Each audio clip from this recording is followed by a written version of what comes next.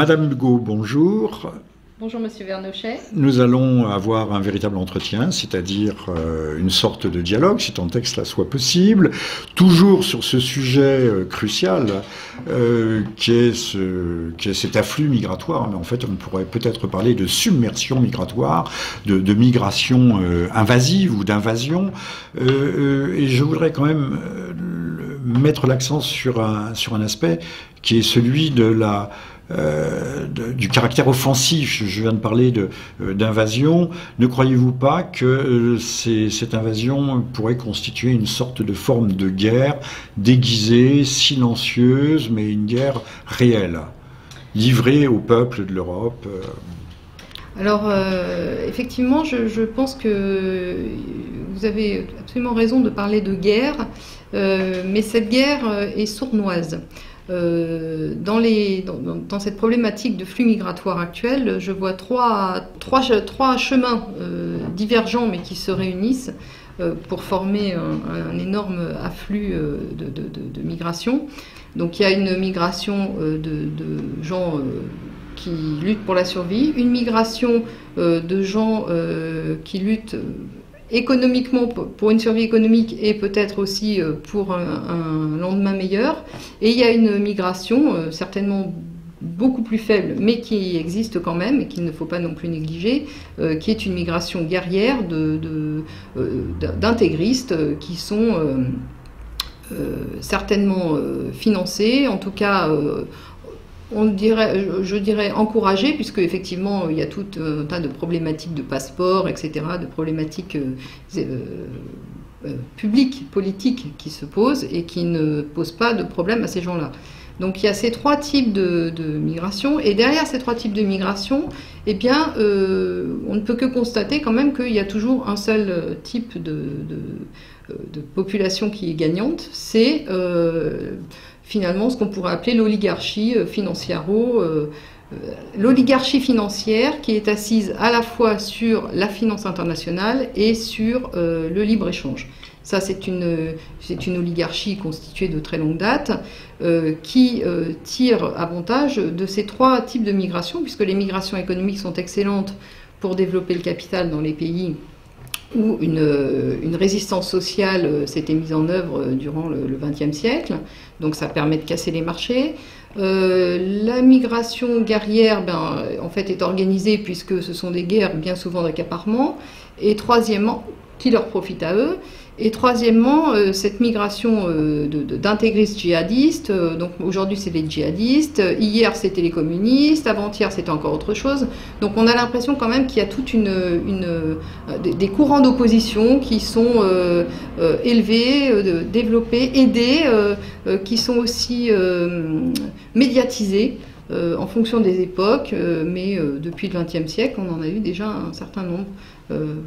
Donc j'ai quand même envie de dire qu'effectivement, derrière ce type de flux migratoire, tous les types de flux migratoires, il y a des intérêts qui sont toujours préservés.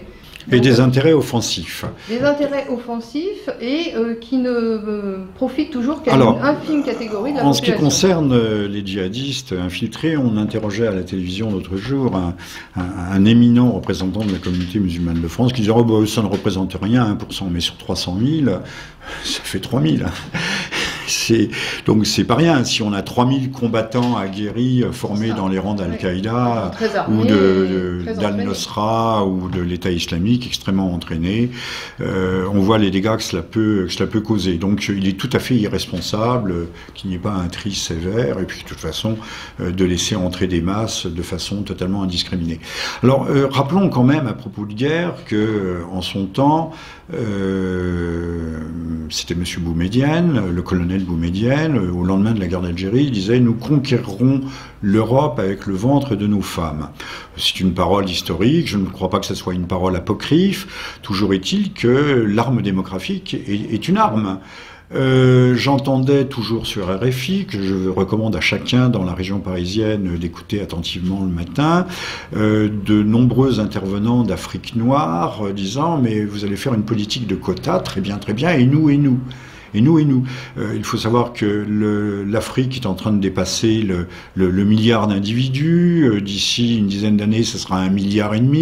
Le vase déborde. L'Afrique regorge à la fois de richesses. L'Afrique s'est émancipée de la tutelle coloniale, mais elle a sombré elle aussi dans le chaos. Et les ventres africains sont toujours aussi féconds, et cette expansion démographique ne se ralentit pas.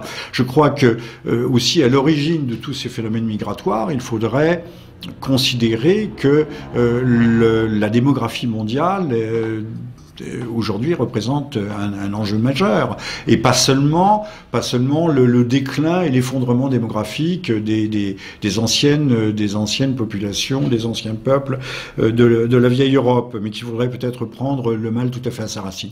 Alors j'en reviens à cela, puisque nous avons pu évoquer une conspiration, on mettra le mot conspiration puisqu'il est banni du vocabulaire. Il y en a un mot qui a remplacé, c'est les valeurs. On parle des valeurs, M. Fabius parle des valeurs des valeurs européennes, M. Valls des valeurs françaises, des valeurs. On ne sait pas très bien ce que ça veut dire, mais nous devons avoir des valeurs, mais que ces valeurs ne nous empêchent pas de voir que, encore une fois, ces migrations, d'avoir ouvert les portes massivement aux flux migratoires, constitue une atteinte extrêmement grave à l'intégrité, à l'équilibre des peuples européens, dans une conjoncture qui est une conjoncture de crise, de sous-emploi, de désindustrialisation, de doute, même de paupérisation et de surimposition en ce qui concerne des pays comme la France.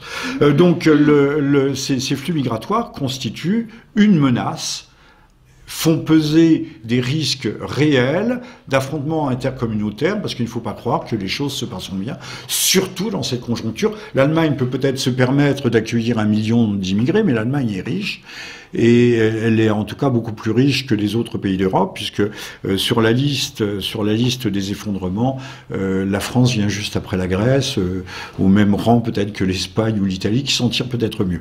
Donc considérons tous ces aspects pour bien voir que si il y a planification de ces invasions, c'est une forme sournoise, comme vous l'avez dit et souligné, une forme sournoise de guerre. Oui, alors, si vous me permettez, Monsieur Vernochet, je voudrais revenir sur un sujet qui me semble important. C'est que j'aimerais faire passer le message que tous les peuples du monde sont concernés et ne doivent pas se tromper d'ennemi. C'est-à-dire que leur ennemi n'est pas le peuple d'à côté. Leur ennemi, c'est parfois, ça peut être leur gouvernement, mais c'est surtout et essentiellement l'oligarchie qui actuellement a pris le contrôle du chaos mondial et qui est derrière l'organisation du chaos mondial. On ne peut pas s'empêcher de penser à Ordo ab chaos. Je dirais que d'aller faire des guerres de dévastation dans des pays et dans des conditions illégales, c'est tout aussi déplorable que de déstructurer à l'arrivée des populations qui reçoivent les flux migratoires. Il n'est pas plus grave de déstructurer les populations qui reçoivent les flux migratoires que de déstructurer les populations qui sont contraintes à la migration. Par contre, ce qui est très grave, c'est qu'ils font effectivement d'une pierre deux coups, que leur intérêt est toujours passé sous silence par les médias et par les bien-pensances intellectuels qui ont le droit à la parole, et que j'ai envie de faire un appel à tous les peuples du monde pour se réveiller et reprendre en main leur destin collectif. Ces guerres, ces déstructurations, ces désorganisations, je dirais, d'entités homogènes, sont tout à fait déplorables et néfastes, puisque les gens perdent leur repère. C'est ce qui est cherché, pour après faire n'importe quoi. Il n'y a plus de contrôle moral, ni il n'y a plus de contrôle public sur rien à l'arrivée de tout ça.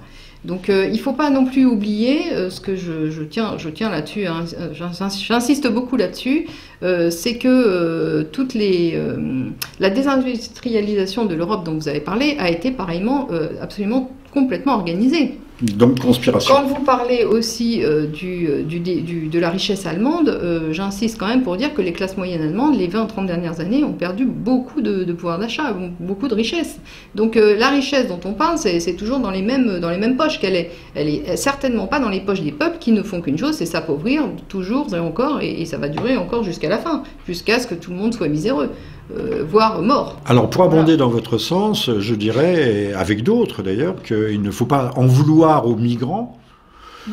Tous ne sont pas innocents, certes, mais il ne faut pas en vouloir massivement aux migrants, puisqu'on leur a ouvert les portes, on les a encouragés, on les a financés pour qu'ils viennent ici pour nous envahir. Et c'est la même chose avec la désindustrialisation. Le but de vos, on va pas dire les Illuminati, mais de vos oligarques, en tout cas, de ces gens qui vivent et prospèrent sur la décomposition des peuples, sur le fumier des peuples, se félicite que les peuples connaissent des tensions. Quoi de meilleur que des peuples déstructurés, désagrégés, en guerre contre eux-mêmes ou contre des minorités pour les gouverner. C'est le pompier pyromane. L'État va apparaître, c'est ce que essayent de faire messieurs Bernard-Henri Lévy, Kouchner et autres, d'essayer d'apparaître comme ceux qui promeuvent le remède, alors que c'est eux qui ont créé la situation. C'est tout à fait ça. Ils créent le problème pour après se faire passer pour les grands sauveurs, les grands sauveurs qui vont résoudre la problématique qu'ils ont eux-mêmes créée. Donc effectivement, ils seraient à même de résoudre la problématique qu'ils ont eux-mêmes créée, mais certainement le plus sûrement possible en partant. Je dirais qu'en laissant la place à d'autres gens mieux intentionnés. Qui dégagent. Le problème ce problème a des racines très profondes et le problème économique me semble lié avec le problème guerrier. Et ça, je crois qu'il faut vraiment insister là-dessus. Les guerres d'accaparement et la problématique économique sont intimement liées. C'est pas le moment ici de parler de la construction européenne, etc. Mais tout s'est fait par les grands capitalistes. Je veux dire que cette construction est très ancienne. C'est fait par les capitaux, a été reprise par le mouvement nazi et ensuite appropriée par les grands capitaux anglo-saxons et la CIA a beaucoup mis du sien. Les nazis viennent faire là-dedans. Dans la construction européenne, ah bah si, Walter Einstein qui a été le premier président de la Commission européenne. Ils ont disparu, ils ont été effacés de la page de l'histoire. Oui, mais enfin toute la construction. Non, je suis désolée. Toutes les institutions européennes sont organisées sur le modèle de ce que Walter Einstein avait proposé à Hitler pendant la Seconde Guerre mondiale. Donc on ne peut pas faire comme si tout ça n'existait pas, c'est juste pas possible. Oui, mais sauf que Kuddelhoff Carnegie n'avait pas attendu Hitler pour mais bien sûr, puisque ce sont les grands tracer capitaux. Les plans de Sapin Europe. Ce sont les grands capitaux qui sont derrière. Donc on ne sortira pas de là. Vous avez des relais dans leur tombe. Vous avez des relais qui reposent en paix. Vous avez des relais d'opinion du grand capital qui est un jour le nazisme, un jour ceci, un jour cela, mais ce ne sont que des relais d'opinion. Voilà. Un jour le communisme, un jour l'hypercapitalisme, qui sont les deux faces hideuses d'une même réalité. Absolument, et d'autant plus... Mais le nazisme, lui, c'est une page tournée de l'histoire. D'autant plus que je l'ai déjà dit à d'autres occasions, les gens actuellement au pouvoir sont contre la propriété privée pour tous. Ils sont pour l'accaparement maximum, mais ce sont des gens qui ont des objectifs très clairs de ruiner la propriété privée. Ça, de sources sûres et certaines. Nous avons une multitude de références, c'est ce que j'appelle la société des termites, une société d'individus qui ne posséderont plus rien, qui n'auront plus de droits, qui seront seuls face au Moloch étatique, puisqu'on aura supprimé tous les corps intermédiaires, y compris le dernier super étatique, le dernier ultime corps intermédiaire qui était la famille, puisque la famille est éclatée, recomposée, dissociée, tout ce que l'on veut. Donc l'individu sera nu comme la termite dans la termitière, face à son maître. Oui, absolument. Bon, merci Madame Bugeaud. Merci, mais nous reprendrons ce débat très prochainement, parce qu'il est loin d'être épuisé.